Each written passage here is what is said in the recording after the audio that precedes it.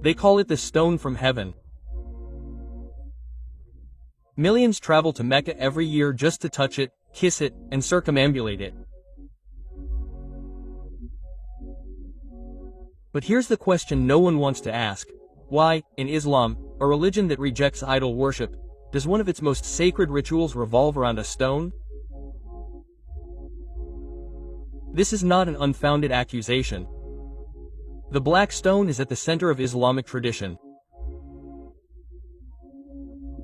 But when you examine its history, its pagan origins, and what Islamic sources actually say, things get uncomfortable, very uncomfortable. Today we take a closer look at what the black stone really is, where it came from, and why it raises fundamental questions about the core of Islamic worship.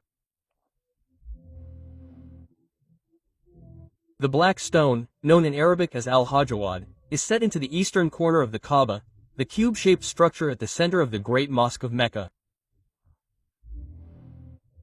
Muslims around the world face the Kaaba when they pray. Those making the pilgrimage circumambulate it 7 times. But more than just a landmark, the black stone possesses sacred status. Muslims believe it descended from paradise, was originally pure white, and turned black by the sins of humanity. It is about the size of a melon, broken into several pieces, and held together by a silver setting.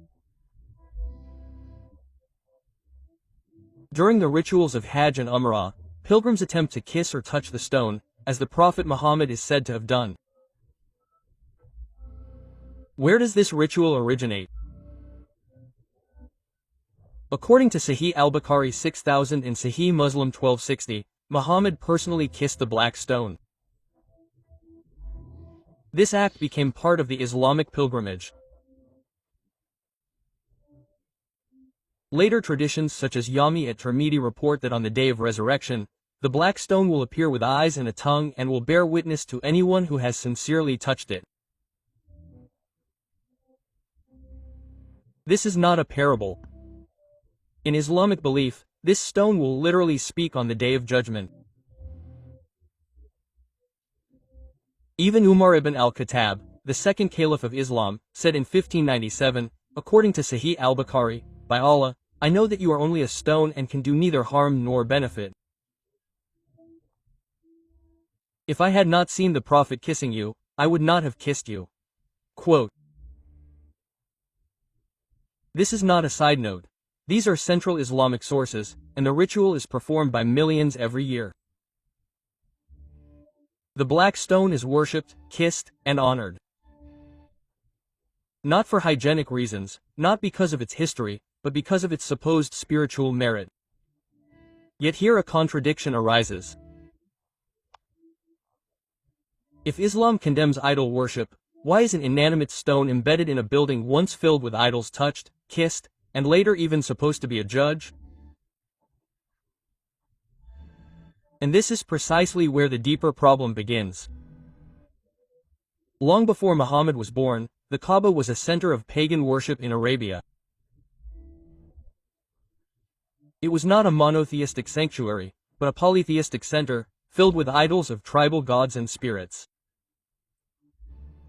Islam itself confirms this.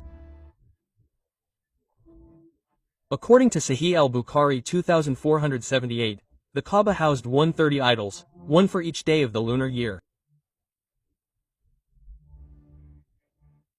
And the black stone was not introduced by Muhammad. It had already been worshipped by pagan tribes for centuries. The stone likely served as a betel, a sacred stone considered the abode of a deity. Such stones were common in pre-Islamic Arabia and the ancient Near East. Early Arab pagans circumambulated the Kaaba, reciting prayers and performing rituals. Muhammad adopted many of these practices, only he gave them a new Islamic meaning. The Islamic historian al-Azraqi reports in his work, Akbar Makkah, that pagan pilgrims touched and honored the black stone. Even the setting of the stone into the Kaaba wall took place during Muhammad's lifetime, before he became a prophet, when the Quraysh tribes renovated the shrine. Muhammad helped with the setting, but the tradition and veneration had existed long ago. What does this mean? It means that the core of one of the holiest Islamic rituals, the kissing of the black stone and circumambulating the Kaaba, dates back to paganism, not divine revelation. These rituals were not commandments sent down from heaven, but pre-existing religious practices that were reinterpreted. And it's not just about influences, it's about continuity. The same stone, the same place, the same rituals, just under a different theological label. Yet the object remains the same. Islam claims to be the purest form of monotheism, uncompromising in its rejection of idols, images, or physical objects in worship. The Quran is unambiguous, nothing is its equal. Do not invoke anything besides Allah, that which neither benefits nor harms you. And yet, millions of Muslims line up to kiss a stone that can neither speak nor act until it supposedly receives a tongue on the Day of Judgment. Islam condemns Christian veneration of the cross as idolatry. But what is the difference between kissing a stone that comes from paradise and is supposed to testify on the Day of Judgment?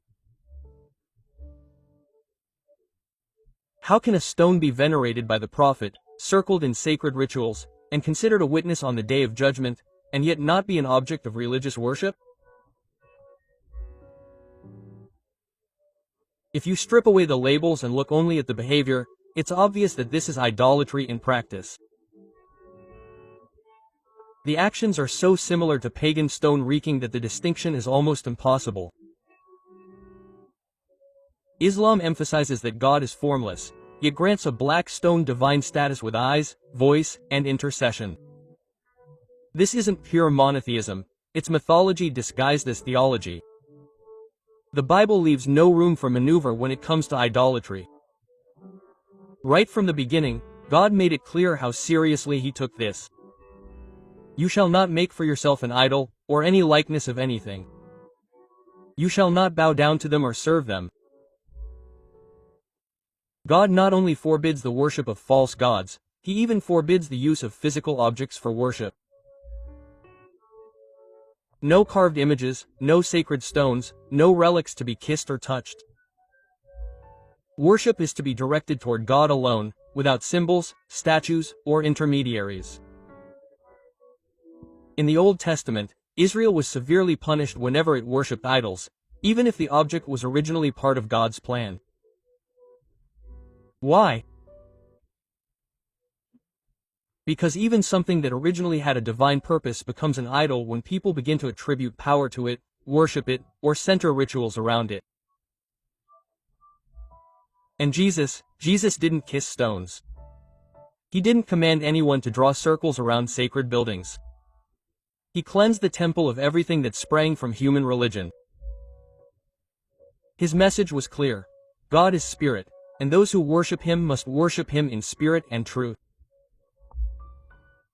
The black stone won't save you, but Jesus Christ can. He doesn't require rituals. He gave his life. He doesn't dwell in a cube. He has transcended the grave.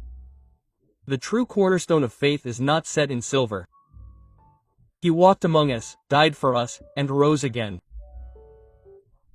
So ask yourself, are you bowing down before a stone, or are you building your life on the truth?